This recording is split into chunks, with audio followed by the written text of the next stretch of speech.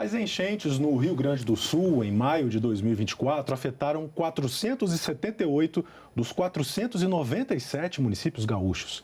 Foram, infelizmente, 183 mortos, 806 feridos e 27 pessoas desaparecidas.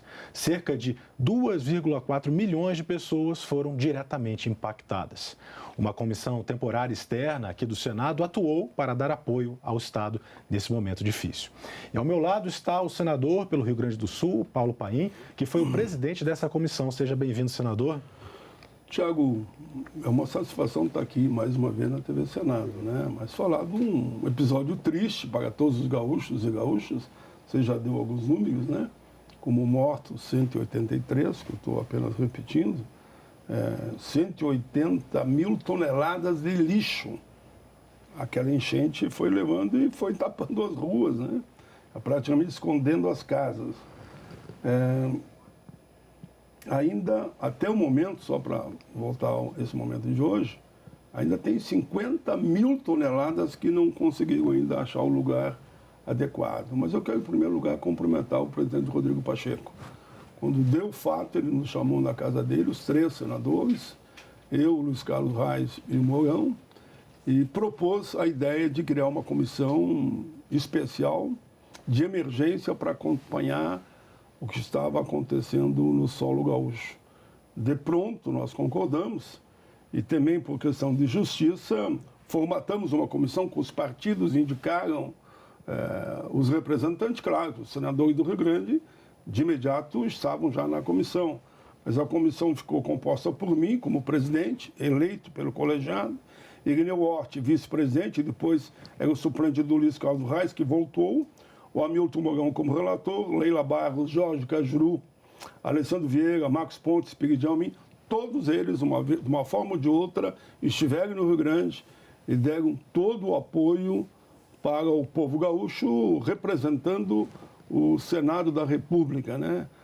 Eu quero cumprimentar a cobertura que a TV Senado também fez. Foi muito importante e nos ajudou, inclusive, demonstrando que aquele caos todos tinha que haver investimento.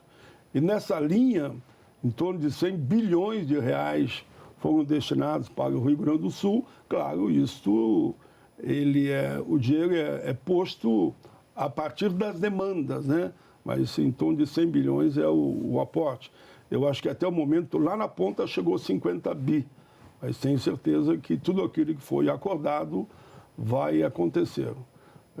Foi isso que você, mais ou menos, colocou na introdução. Um momento muito triste, né? Eu visitei os abrigos, eu visitei as comunidades, a minha própria cidade de Canoas, a parte mais, assim dita, na parte mais baixa da cidade. Eu já moro numa parte mais alta. Foi praticamente coberta. O meu escritório era naquela parte mais baixa e foi a 1 metro de água.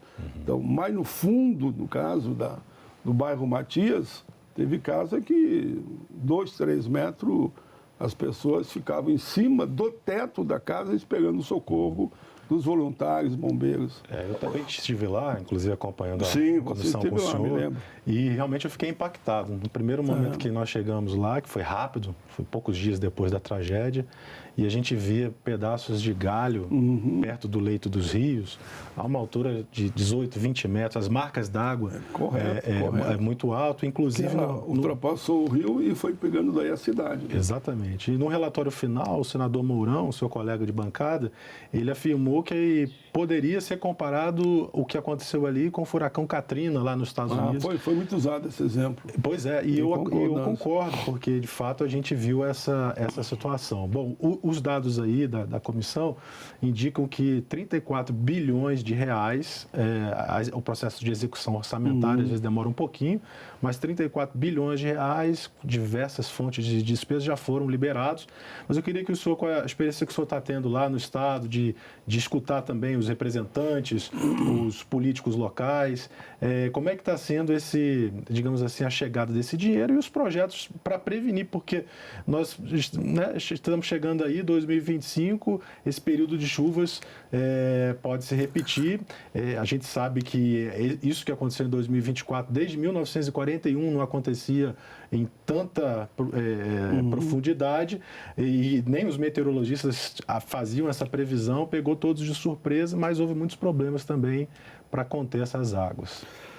Com certeza. Nós estivemos lá na diligência, fomos a Canoas, São Leopoldo, Lajeado, Roca Salles, Encantado, fomos no Vale do Taquari, ali que fica principalmente algumas cidades que eu já citei, mas fomos também no Vale dos Sinos e acompanhamos e caminhamos ali na grande Porto Alegre. Eu diria que nesse momento o mais importante disso que você pergunta, é a reestruturação dos diques. Os diques têm que ir para no mínimo 7 metros e nesse aspecto, inclusive, nós realizamos uma audiência pública aqui com especialistas que apresentaram também aqui esse programa, como eu tive lá também no Caí, na região do Caí, que o rio praticamente tomou conta da cidade. Até o meu coordenador do gabinete no Sul, que é Santos Fagundes, que é deficiente visual, ele organizou lá, e a Cleonice, que é minha suplente, organizaram a nossa ida lá, né? E foi lá que eles falaram da importância dos diques. Aí já havia, claro, um processo em construção. E nós nos somamos a isso e conseguimos, enfim, somando o governador, os prefeitos dessas regiões que aqui eu citei, e mais a bancada de deputados federais, estaduais, enfim, todos colaboraram. Houve uma unidade de pensamento e já foi o ministro Rui Costa, já liberou 6,5 bilhões para, principalmente, esse momento, fazer com que os diques sejam reforçados e alavancados, né? No mínimo mais quase que 2, 3 metros acima do que é hoje. Isso é uma forma de proteger. E tem outras formas de proteger que nós, nos debates aqui fizemos, e as propostas foram colocadas, né? Tem um projeto que eu apresentei que eu chamo Refugiados Internos. O pessoal morava, digamos, próximo ao rio. E o rio, que essa vez subiu, no todo o percurso dele, não tem como você botar barragem em toda a extensão do rio, que são quilômetros, né? Então, aí a recomendação é que essa população seja deslocada para uma região mais alta e ali fica até uma área de lazer, né? Perto do rio, aquela coisa toda, quem não gosta. Eu, quando era moleque, pescava no rio todo dia e tal, lá no interior de Caxias, né? Então, isso é uma recomendação, que não reconstruir a casa onde, com facilidade, a água vai abraçando, infelizmente, as casas e matando a população e muitos animais, né? Também morreram. O que eu lembro muito é de indústrias que a água invadiu e não sobrou nada. Estourou as máquinas, todos tiveram que ser evacuados. E para reconstruir todo o parque industrial, né, a própria Fiergs entende que tem que ser algo em torno, segundo eles, em torno de 100 bilhões. Claro que não é só o governo que vai ajudar, tem que haver todo o aporte da área privada e também do governo. O aeroporto de Porto Alegre foi totalmente tomado, mas o governo federal do presidente Lula contribuiu também com bilhões de reais e outros segmentos da sociedade fizeram também a sua parte. Quer dizer, foi eu gostaria de falar que foi uma caminhada, uma jornada de muita solidariedade. Não teve um Estado, como eu digo, que não mandou a sua colaboração para ajudar a reconstrução do Rio Grande em todo sentido. Claro que fizemos muito, como eu digo, e temos muito ainda por fazer. Então, inúmeros foram aqueles que ajudaram. Eu tenho aqui uma lista, mas não vou ler agora, naturalmente, dos projetos. Vale a pena depois a gente trocar nesses projetos, isso, né? Poderia ser. Projetos entregue ao presidente Rodrigo Pacheco, por exemplo, né? Política Nacional de Gestão Integral de Risco de Desastre. Foi um dos projetos que foram apresentados. Moratória de tributos federais, estaduais e municipais das obrigações de direitos privados no município para enchente no Rio Grande do Sul, que haja moratória, né? Manutenção da qualidade e segurança de vítimas, um projeto até casualmente esse, de minha autoria, que foi espelhado em outras calamidades, de que essas pessoas tenham assegurado os seus recursos para se manter do seguro-desemprego, a própria Previdência não desvincule. Concessão de auxílio emergencial, que já foi feito em outros casos de calamidade. Enfim, e por aí temos inúmeros projetos, medidas de auxílio quando for reconhecido o estado de calamidade pública. Aí eu mesmo fui relator aqui, quando aconteceu essa situação, e nós aprovamos aqui do dia para a noite, com o apoio, claro, do presidente Rodrigo Pacheco, esse estado de calamidade pública que ficou todo aquele período até o fim desse ano, né? Isso. Até o fim desse ano, início de 2005. Política Nacional para Deslocados Internos, refugiados que eu já falei, benefícios tributários e ainda uma proposta que fosse pago em dobro aqueles que recebiam somente um salário mínimo e perderam tudo para que eles possam. E aí o governo liberou aquela ideia de R$ 5.100, Isso, que atingiram, grande parte do Rio Grande foi beneficiado. E houve um programa também, aquele programa que eu achei muito interessante, nem está tomando nota aqui, que é a compra de casa. O governo até mais ou menos R$200 mil, o cara descobria a casa, porque a dele foi perdida, e o governo aportava recursos para comprar. Então, tudo isso ajudou muito, né? Um programa de imóveis também. Os móveis perderam tudo, os móveis seguiam colocados gratuitamente em muitas casas. Eu me lembro também de uma iniciativa que o senhor foi muito à frente capitaneando, que foi a questão da suspensão da dívida do Estado do Rio Grande do Sul. Foi uma batalha também aqui no Congresso, porque mesmo em meio à calamidade, ainda havia ali algumas posições que divergentes em relação a esse tema. Mas por que foi tão importante, ou está sendo tão importante, essa suspensão dessa dívida do Rio Grande do Sul? Esse foi um debate que fizemos de forma muito firme, mas teve a participação do Eduardo Leite e do presidente Lula, que negociaram o não pagamento por 3 anos da dívida, pagamento zero, né? Com isso, claro, esse aporte de recursos ficou todo no Rio Grande do Sul para investimento na reconstrução. Bom, e onde é que pegou o embate que aconteceu? Muitos entendiam que tinha que dar anistia a toda a dívida do Rio Grande. E eu argumentava, eu fui relator, digo, olha, é um projeto do presidente Rodrigo Pacheco que está tratando dessa questão da dívida de todos os estados, e o nosso está lá dentro também.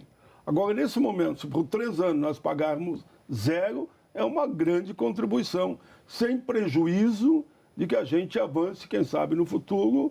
Eu, por exemplo, entendo que a dívida está paga, né? Eu apresentei, inclusive, um projeto nesse sentido. Se você calcular só a inflação e não colocando os juros abusivos que foi colocado na época, nós já pagamos toda a dívida.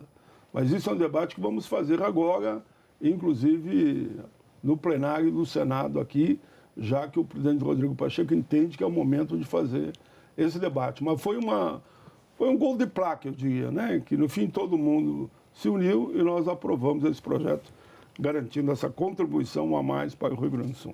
Agora eu pergunto para o senhor, quando o senhor esteve lá com a comissão, em diversas oportunidades, como o senhor falou, qual foi a relevância dessa presença do Senado ali? A gente sabe que teve o relatório da comissão com essas propostas que foram encaminhadas, mas o povo também precisava expor a sua situação. Com certeza. Inclusive havia uma cobrança, logo que deu a enchente, eu tinha conseguido pegar o último voo para Brasília, eu estava aqui em Brasília, né?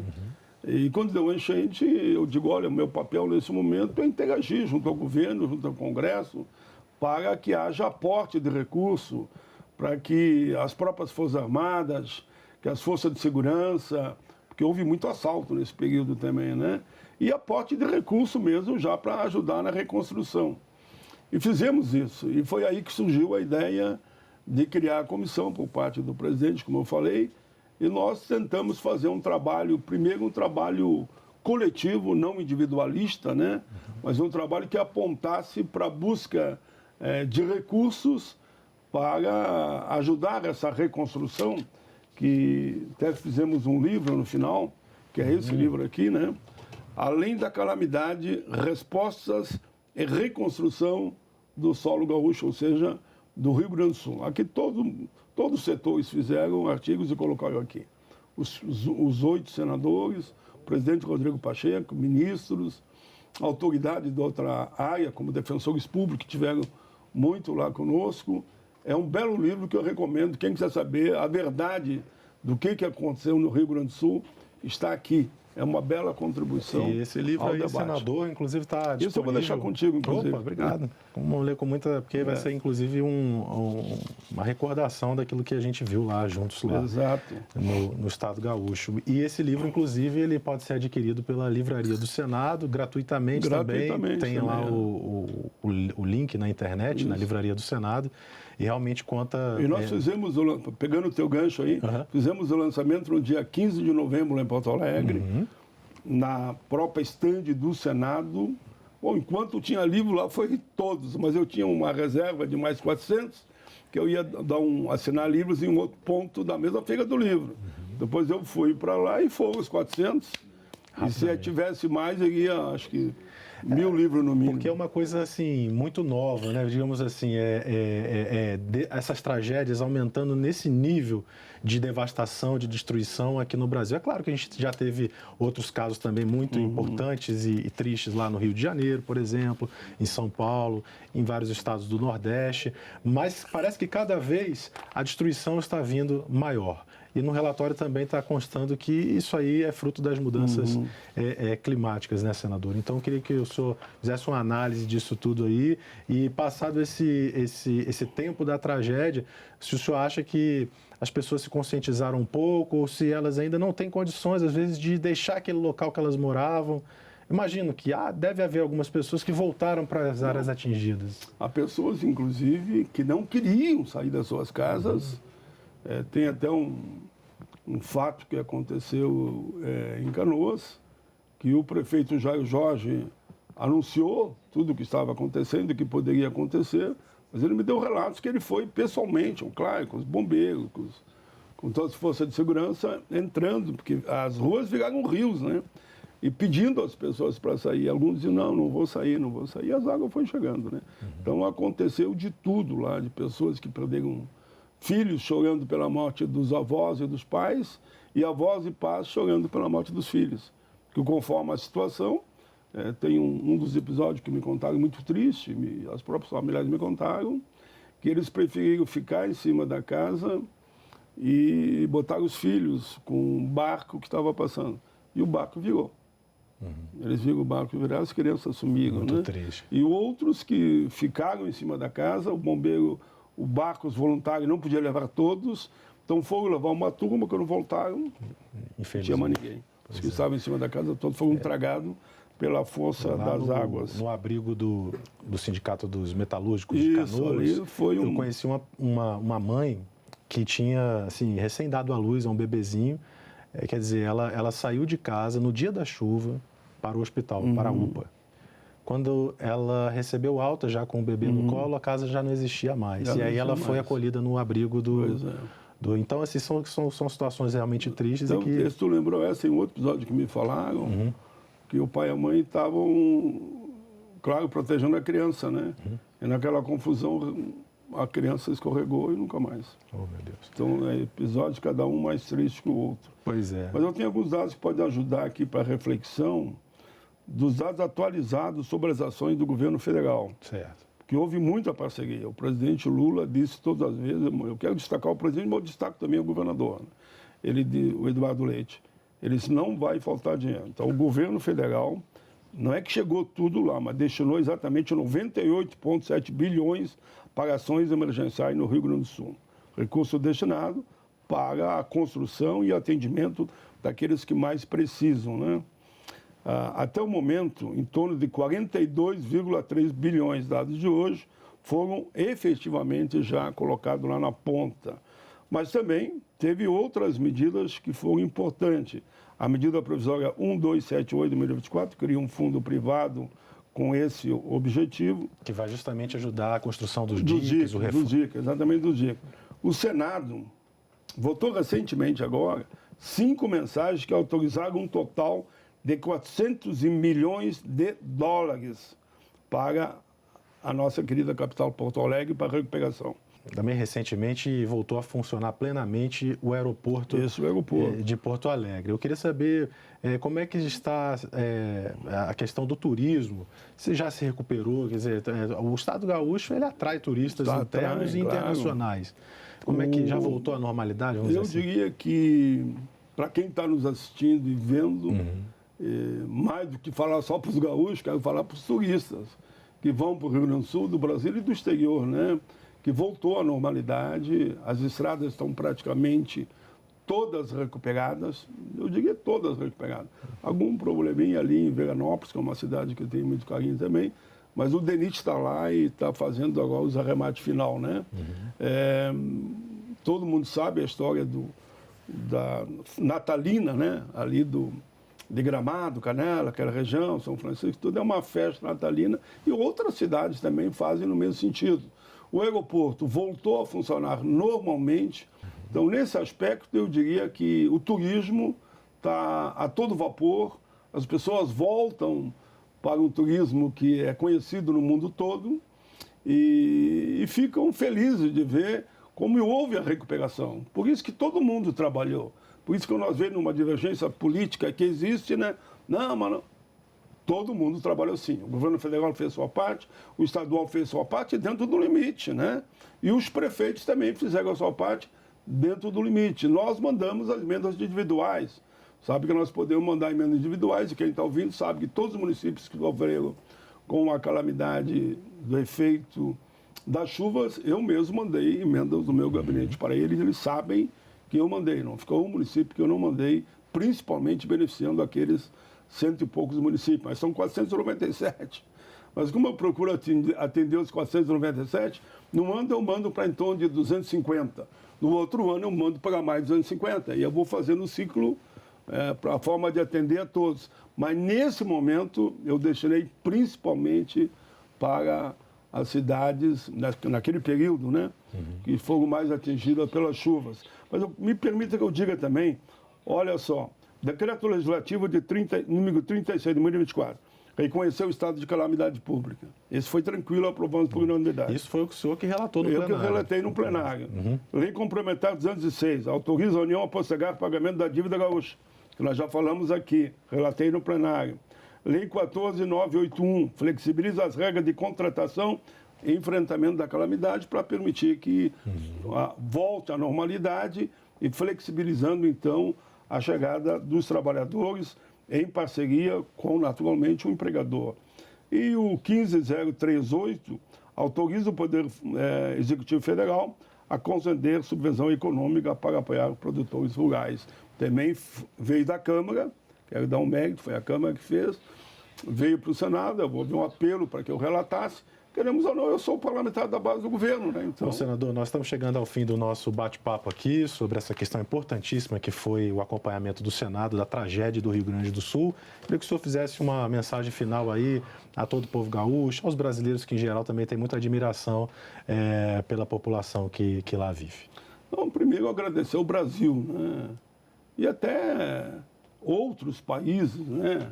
O Japão mandou ajuda para nós e eu fui aqui no aeroporto de Brasília, na base aérea, receber para conduzir, fui em nome da comissão, para conduzir, que fosse encaminhado para o Rio Grande do Sul. Estados Unidos mandou, França mandou, Portugal mandou, né? Então, inúmeros países mandaram ajuda porque entenderam aquele momento de sofrimento do povo gaúcho. E no Brasil, nesse momento, mais de só falar para o Rio Grande, eu quero falar para o Brasil, dizendo gratidão, muito obrigado pelo carinho, pela solidariedade. É caminhões de alimento que vinham de todo o país. Chegou uma hora que ele dizia assim, não, podem pagar um pouco, porque alimento já não precisa mais colchão, precisa mais tipo de roupa, né? Devido a isso, devido àquilo. Então, isso foi muito gratificante, né? Porque eu acho que os gaúchos e gaúchas estão muito solidários muito solidários entre eles, mas, pelo outro lado, agradecendo a esse apoio que veio a nível estadual dos estados, todos os estados, inclusive o DF, mandou ajuda para o Rio Grande. A mensagem, eu acho que a capa do livro de estudo, né? É um estado muito lutador, além da calamidade, resposta da reconstrução. É um estado que soube assimilar o choque que aconteceu, mas que eu espero também que esse choque que matou tanta gente, que destruiu tantas cidades inteiras, sirva de lição para todos nós, né? para todo o povo brasileiro, até a nível internacional. Tudo isso aconteceu também devido à agressão do homem ao meio ambiente. Se o homem agride o meio ambiente uma hora vai reagir. E tem até um poema que uma professora escolheu, que o título é, só o título eu vou falar, o título é Eu Só Queria Passar. Pode ver que a frase em si diz tudo, né? As águas só queriam passar, mas quando eles foram poluindo, né? Trancando, travando, botando sujeira, né? Não tinha outro jeito. Ele só queria passar, mas quando ele não conseguiu passar, ele teve que ir contornando. E quando contorna, problema. Abraça cidades inteiras, né? Então esse poema é um poema que eu declamei 2, 3 vezes já no longo desse período. Declamei lá no Rio Grande, declamei aqui na tribuna do Senado, onde ela diz que do poema, eu só queria passar. Em resumo, eu estou dizendo, vocês não deixaram, vocês obstruíram, vocês poluíram, vocês envenenaram as águas. E tudo isso fez um acúmulo que quando eu vi que tinha barreira em todos os lugares que eu tinha que passar, meu destino era ir em direção ao mar, né? Eu acabei ocupando os espaços que eram de vocês. Como que dizendo, não façam mais isso, respeitem o meio ambiente, abracem a luta de todos nós para um clima saudável a todos, porque aí mostra, né? Há quem diga que esse problema, há quem diga não, as estatísticas mostram que a questão do meio ambiente não é um problema local, só aqui do Rio Grande do Sul, é planetário. Todos nós deveríamos sermos defensores do meio ambiente. Que defender o meio ambiente é defender a vida em toda a sua amplitude, a natureza, os peixes, os animais, os seres humanos, naturalmente, né? Então, a mensagem final é: vamos todos estar engajados nessa luta em defesa do meio ambiente, pois estaremos defendendo a vida. Senador Paulo Paim, muito obrigado mais uma vez pela sua gentileza, sua presença aqui na TV Senado. Grande Thiago, obrigado, viu? Gratidão. E esse programa já está disponível no nosso site senado.leg.br/TV e também no nosso canal da TV Senado no YouTube. Acesse. Mais uma vez, obrigado pela atenção. Continue assistindo a TV Senado.